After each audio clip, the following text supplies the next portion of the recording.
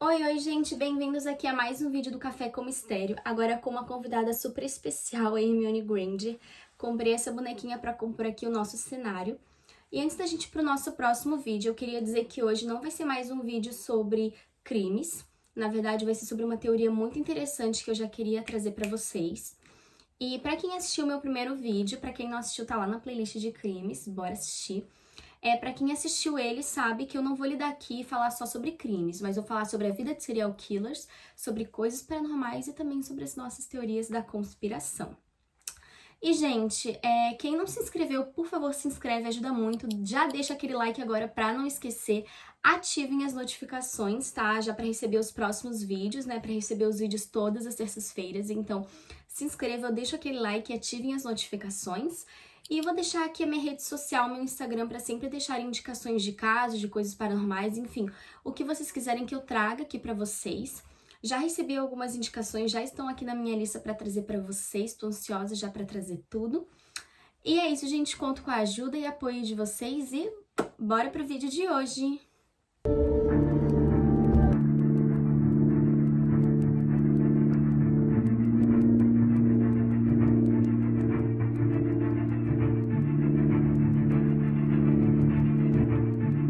Gente, a teoria de hoje é sobre o Titanic. Imagino que todo mundo aí conheça a tragédia que aconteceu com o navio, o naufrágio que aconteceu. No dia, a embarcação ela partia de Southampton, na Inglaterra, em direção a Nova York, nos Estados Unidos, quando aconteceu todo aquele naufrágio, né? Quando o navio, na sua viagem de inauguração, colidiu com um iceberg no dia 15 de abril de 1912. O navio transportava mais de 2,4 mil passageiros, além de uma tripulação de 892 pessoas, e o desastre deixou mais de 1,5 mil mortos. O Titanic é um dos mais famosos naufrágios e até fez parte de um filme que levou seu nome. Vocês já devem ter ouvido falar ou já assistido ao filme que conta a história do navio. Não é de hoje que essas tragédias são transformadas em complexas teorias da conspiração para justificar as perdas, mortes, os interesses políticos e financeiros, desde o Triângulo das Bermudas até o 11 de setembro. A tragédia ela causa fascínio até hoje, vira e mexe surgem novas teorias sobre o acidente, como é o caso de uma teoria que sugere que um enorme incêndio, que supostamente teve início vários dias antes do Titanic zarpar, teria enfraquecido seu casco, que por sua vez não resistiu ao choque contra o iceberg. Mas essa também não é a única explicação alternativa que foi proposta para o naufrágio do navio que comumente era chamado de inafundável. Gente, não é sobre essa teoria que eu vim falar para vocês, sobre essa teoria do incêndio, só deixei esse ponto para vocês verem como existem muitas teorias em volta do que aconteceu nesse dia com o navio do Titanic, tá? Mas caso queiram que eu tire um tempinho e que eu faça um vídeo só para falar sobre essa teoria do incêndio, só me avisarem aqui nos comentários que eu faço um vídeo. O Titanic foi construído em Belfast, na Irlanda, pela Harland and Wolff, juntamente com outras duas embarcações, o HMHS Britannic e o RMS Olympic, e as três eram operadas pelo White Star Line. Eu vou deixar aqui algumas imagens para vocês dos dois navios, do Britannic e do Olympic, para vocês verem como eles eram muito parecidos com o Titanic. A White Star Line era uma grande empresa do início do século XX que buscava se tornar ainda maior com o lançamento de sua classe Olympic em 1908. Ela era composta por dois navios que foram construídos de forma simultânea, o RMS Olympic e o RMS Titanic. O primeiro, o Olympic, ele foi lançado um ano antes do Titanic e era o maior navio do mundo até a ocasião. Quando o Titanic saiu em 1912, a White Star Line era a maior empresa do mundo, a mais poderosa do mundo em viagens marítimas transatlânticas, e os seus navios eram avaliados em valores exorbitantes, valores altíssimos. E para melhorar ainda mais a situação pro lado deles, pro lado da empresa, eles tinham uma fama de construírem navios indestrutíveis, né, inafundáveis, que não estragavam de forma alguma. Então as seguradoras das embarcações aceitavam contratos altíssimos de resgate caso alguma coisa ruim acontecesse. Agora, entrando na teoria, existe um homem chamado Robin Gardner. Ele não acredita de forma alguma que foi o Titanic que afundou naquele dia, naquele 15 de abril. Inclusive, ele fez um livro que detalha muito mais a sua teoria, chamado Titanic, The Ship That Never Sank, que em tradução quer dizer o navio que nunca afundou. De acordo com Gardner, na verdade, quem afundou naquele dia foi o Olympic, ou seja, os navios foram trocados, então o seu irmão, o irmão do Titanic, o Olympic, que na verdade foi naufragado, para que a empresa, a White Star Line, ganhasse uma bolada, um dinheirão com o dinheiro da seguradora. Então a ideia era essa, a empresa trocou os nomes dos navios, então o Olympic passou a ser o Titanic passou a ser o Olympic. E essa troca teria sido fácil, já que os dois eram quase idênticos, como mostrei as imagens para vocês, eles realmente eram muito parecidos. E o autor, o Gardner, alega que essa ideia surgiu após o Olympic ele começou a navegar quase um ano antes do Titanic, sofrer uma série de colisões alguns meses depois da sua viagem inaugural. O acidente que o Olympic sofreu foi em setembro de 1911 com o cruzador HMS Hawke, que deixou o navio com sérios danos. O acidente teria provocado graves danos na quilha e destruído um dos eixos das hélices do Olympic. E a companhia de seguros teria se recusado a cobrir os incrivelmente altos gastos dos reparos. Então, a White Star Line, que já estava enfrentando uma séria crise financeira e prestes a afundar, resolveu criar um plano mirabolante que, segundo o autor, o Gardner, consistiu em dar uma maquiada no navio avariado, ou seja, uma arrumada nele, uma arrumada superficial, e colocá-lo para viajar no lugar do Titanic. E como o Titanic tinha essa fama de ser inafundável, a teoria de que o J.P. Morgan, um dos sócios da companhia, juntamente de um sócio minoritário, J. Bruce, resolveram lançar o Titanic junto à partida do Olympic. Porém, com o prejuízo dado meses antes pelo caríssimo concerto que foi o Olympic, eles planejaram, simulariam ali naufragar o Titanic/Olympic para receber ali o dinheiro da seguradora e não afundar como eles estavam afundando, não entrar em falência. Gente, uma das coisas que os adeptos da teoria acreditam muito, que fazem eles acreditarem ainda mais nessa teoria, é que alguns dias antes da viagem inaugural, ou seja, a primeira vez que o Titanic ia ser lançado ao mar, o J.P. Morgan, que como eu falei era um dos sócios ali da companhia da White Star Line, ele cancelou, ele não quis embarcar. Ele cancelou a entrada dele na inauguração do Titanic. E alguns dias antes, ele disse que o motivo do cancelamento é que ele era supersticioso em relação a viagens inaugurais e ele cancelou a ida dele. Então, a gente imagina, você é um dos sócios de uma das maiores companhias, a maior companhia ali de viagens marítimas transatlânticas.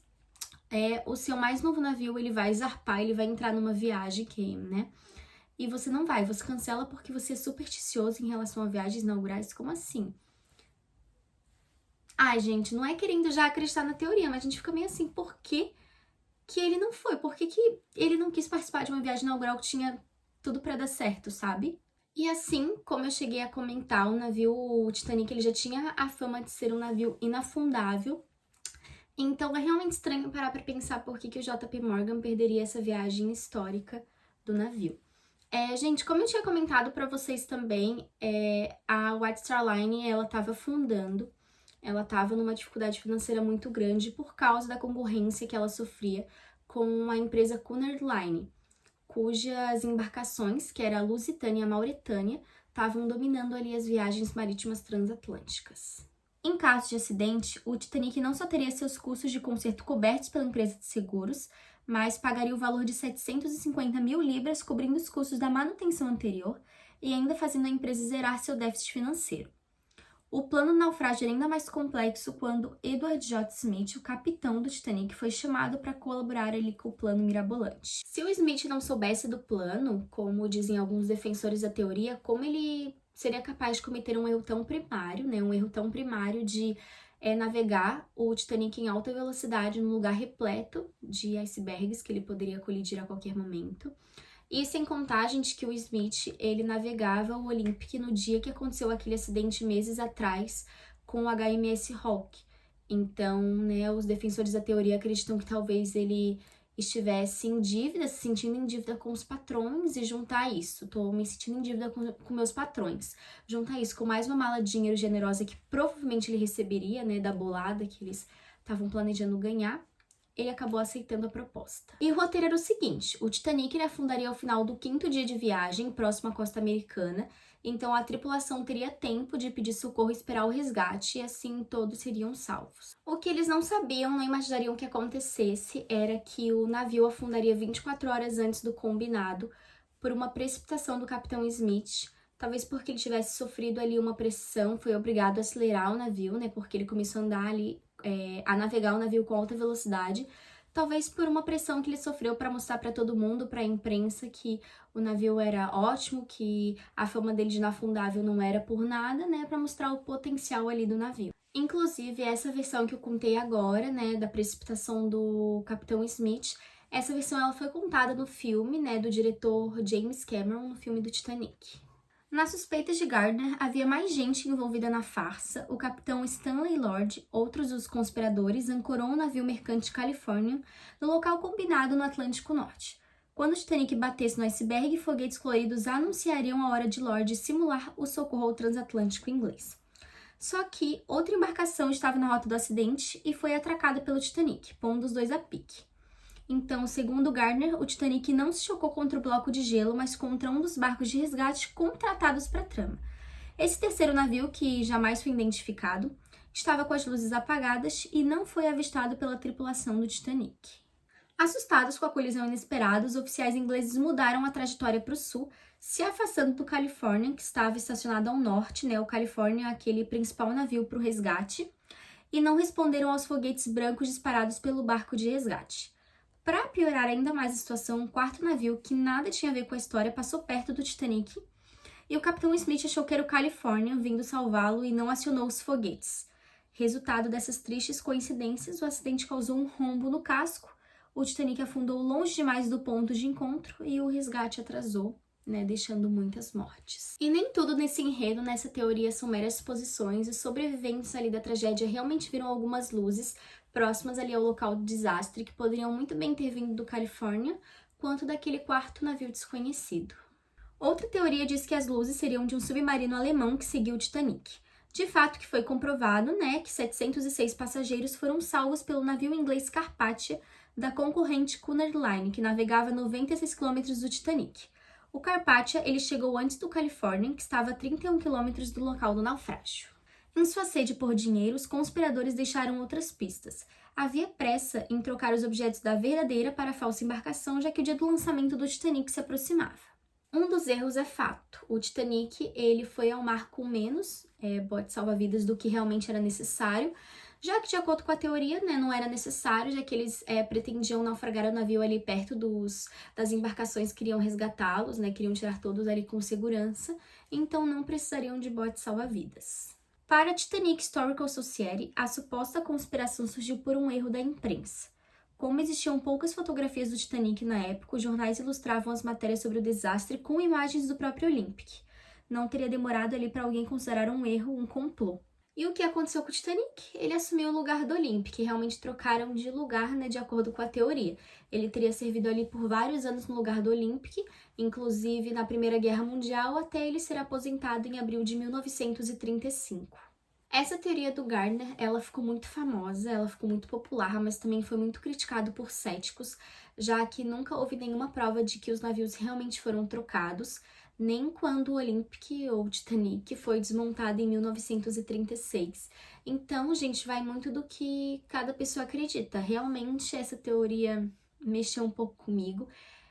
Eu não sei se acredito 100% nela, mas realmente, assim, me faz parar pra pensar bastante. Gente, essa foi a teoria de hoje. Quero muito saber o que vocês acham. Gente, eu fui em vários sites, tá? Eu procurei em vários lugares para achar bastante informação pra vocês.